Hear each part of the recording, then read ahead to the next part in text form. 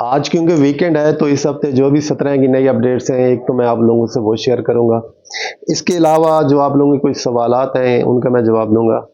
तो जिस तरह मैंने आपको शुरू शुरू में बताया था पहली पहली वीडियोस में कि जो हाई कोर्ट में हम रेट करेंगे तो उसका एक प्रोसेस होता है, मैकेनिज्म के बाद जाके केस फाइनल स्टेज पे पहुंचते हैं। क्योंकि अब टाइम गुजरता जा रहा है तो अभी महीना 1.5 महीना हो गया जब से ये लास्ट क्लैरिफिकेशन आई थी। तो जिन लोगों के हमने केस किए हुए थे वो भी अब फाइनल स्टेज के ऊपर जा रहे हैं। तो एक लेटेस्ट ऑर्डर ये इसी हफ्ते का है। तो ये जो ऑर्डर है ये हाई कोर्ट ने क्लियर कट ऑर्डर दिया है ये जो पटिशनर है इनके हक में, क्योंकि इनकी एप्लीकेशन 24 से पहले की थी, इनका केस पहले का था। तो हाई कोर्ट ने क्लियर इसमें लिखा है कि इसका केस जो 24 जुलाई से पहले का ही कंसिडर किया जाए और उसके मुताबिक जब ये कानून मौजूद था उसके मुताबिक इसका करें। और ये भी हवाला दिया है कि जो अमेंडमेंट है ये रिट्रोस्पेक्टिव नहीं है बल्कि प्रोस्पेक्टिव है। वही बात जो मैं आपको पहले पहले वीडियोस में बताता था। तो इसमें हाई कोर्ट ने ये एक बड़ा पॉजिटिव ऑर्डर है। अब इस ऑर्डर को महकमा किसी भी सूरत मानने से इनकार नहीं कर सकता। तो इसी तरह एक और ऑर्डर मैं ये स्क्रीन पर शेयर कर रहा हूँ, ये भी लेटेस्ट ऑर्डर है। तो इसका क्योंकि प्रोसेस अब इसका भी फाइनल स्टेज के ऊपर प्रोसेस है। पहले हमने रेड की थी, डायरेक्शन हुई थी, उसके बाद महकमे ने अपना जवाब दिया था, उसमें उन्होंने अपना जो मौके दिया था, उसके बाद अब ये फाइनल स्टेज के ऊपर केस चला गया। तो इसी तरह अब काफ़ी लोग कुछ, क्योंकि ना मैंने आपको पहले भी बताया था इस तरह नहीं होता कि अब मैंने केस कर दिया है, आज केस किया तो कल हाई कोर्ट हमें अपॉइंटमेंट लेटर दे दी। तो इस तरह नहीं होता, लीगल एक प्रोसेस होता है। क्योंकि कोर्ट हमेशा दोनों पार्टियों को सुनने के बाद फैसला करती है। हमें पहले सुनती है, उसके बाद गवर्नमेंट को सुनती है, उसके बाद जाकर डिसीजन होता है। तो इसमें क्योंकि पूरा प्रोसेस होता है, प्रोसेस के बाद ही होते हैं। और कुछ लोग होते हैं ना, क्योंकि कुछ लोग हैं वो अभी तक घर बैठे हुए हैं, वो रेट केस नहीं करते जी हम देख लें। तो उनको उनके लिए बेहतर ये फिर वो घर ही बैठे रहें। क्योंकि उनको अगर क्योंकि अब एक इशू ये है कि कानून ऑलरेडी गवर्नमेंट ने ख़त्म कर दिया है।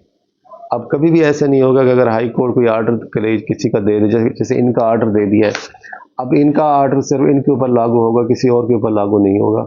क्योंकि कानून ऑलरेडी ख़त्म हो चुके हैं। अब जिसका ऑर्डर होगा महकमे ने सिर्फ उसी का करना है। तो मज़ीद जो आप लोगों का ज़्यादा सवाल इसमें ये आता है कि जी ये जो 24 जुलाई से बाद वाले हैं, आप देखें नहीं बाद वालों की कैटेगरी भी कुछ इस तरह है। कुछ लोग इस तरह है कि जिनका मेडिकल हो चुका था पहले का, लेकिन रिटायरमेंट का ऑर्डर बाद में किया 24 के बाद का, तो उनका भी राइट बनता है, उनको भी नौकरी उनके बच्चों को मिलेगी। तो बाकी जो 24 जुलाई के बाद जिनकी डेथ हुई है उनके बच्चों को नौकरी का हक अब नहीं मिलेगा, या जिनका मेडिकल 24 के बाद का है तो उनको भी नौकरी का हक नहीं मिलेगा। क्योंकि कानून ऑलरेडी ख़त्म हो चुका है। तो उसको अब ना महकमे ने बहाल करना है ना कोर्ट ने बहाल करना है। लेकिन जो 24 से पहले वाले हैं उनका क्योंकि एक कानूनी हक है, उनका क्यों मैटर है पहले का, तो उनको नौकरी का हक मिलेगा।